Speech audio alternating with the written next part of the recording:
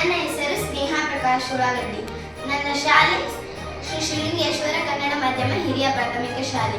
ನಾ ಈಗ ಹೇಳಕ್ ಹೊರಟಿರೋ ಯಂತ್ರದ ಹೆಸರು ಏನಪ್ಪಾ ಅಂದ್ರೆ ನೈಸರ್ಗಿಕ ಹವಾ ನಿಯಂತ್ರಕ ಯಂತ್ರ.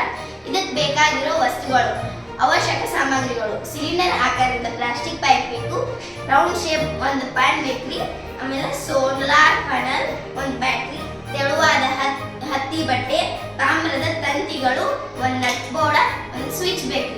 ಇದನ್ನ ಹೆಂಗ್ ತಯಾರು ಮಾಡೋದು? ತಯಾರಿಕಾ ವಿಧಾನ: ಸಿಲಿಂಡರ್ ಆಕಾರದ ಪ್ಲಾಸ್ಟಿಕ್ ಪೈಪ್ ನ ತಗೊಂಡು ಅದನ್ನ ಒಂದ್ ಸೈಡ್ ನ ಓಪನ್ ಮಾಡಿಬಿಡ್ಬೇಕು. ಇನ್ನೊಂದ್ ಬದಿಗೆ ಈ ಫ್ಯಾನ್ ನ ನಟ್ ಬೋರ್ಡ್ ನಿಂದ ಬಿಗಿಬೇಕು. ಬಿಗಿದ ಆದ್ಮೇಲೆ ಅಲ್ಲಿ ಗಾಳಿ ಬರುವಂತೆ ಸ್ಥಳಾವಕಾಶ ನಾವು ಕಲ್ಪಿಸ್ಕೊಂಡ್ಮ್ಯಾಗ ತಾಮ್ರದ ತಂತಿಗಳನ್ನ ಜೋಡಿಸ್ಕೊಂಡ ನಾನು ನಿಮ್ಗೆ ಏನ್ರಿ ಸೋಲಾರ್ ಪ್ಯಾನಲ್ ಬೇಕದ ಅದನ್ನ ಸೂರ್ಯನ ಶಾಖಕ್ಕೆ ಒಡ್ಬೇಕು, ಅಂದ್ರೆ ಸೂರ್ಯನ ಬಿಸಿಲಿಗೆ ಇಡ್ಬೇಕು.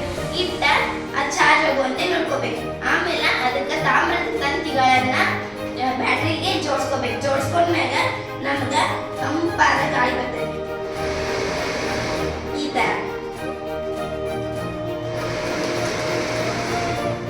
ಈ ತರ ನಮ್ಗ ಗಾಳಿ ಬರ್ತೈತಿ. ಇದನ್ನ ಮನ್ಯಾಗ ಹೆಂಗ್ ಹಾಕುದಪ್ಪ? ಇದ್ರ ಗಾತ್ರಕ್ಕೆ ತಕ್ಕಂತೆ ಅಳವಡಿಸಿಕೊಳ್ಬೇಕು. ಅಂದ್ರೆ ಇದ್ರ ಗಾತ್ರ ಎಷ್ಟಿದ್ ನೋಡಿ ಮನಿ ಒಳಗ ಹಾಕೋಬೇಕು.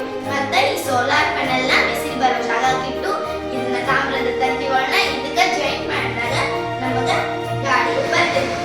ಇದನ್ನ ನೀವು ಮನ್ಯಾಗ ಹಾಕೋಬೇಕು. ಆಮೇಲೆ ಇದರ ಉಪಯೋಗಗಳು ಏನಪ್ಪಾ ಅಂದ್ರ ಇದರಿಂದ ಕಡಿಮೆ ಖರ್ಚು, ಹೆಚ್ಚು ಉಪಯುಕ್ತ, ಆಮೇಲೆ ಸುರಕ್ಷಿತನೂ ಹೌದು. ಇದನ್ನ ಒಟ್ಟ ಇದರ ಮಹತ್ವ ಜಾಸ್ತಿ ಆಗತ್ತೈತಿ.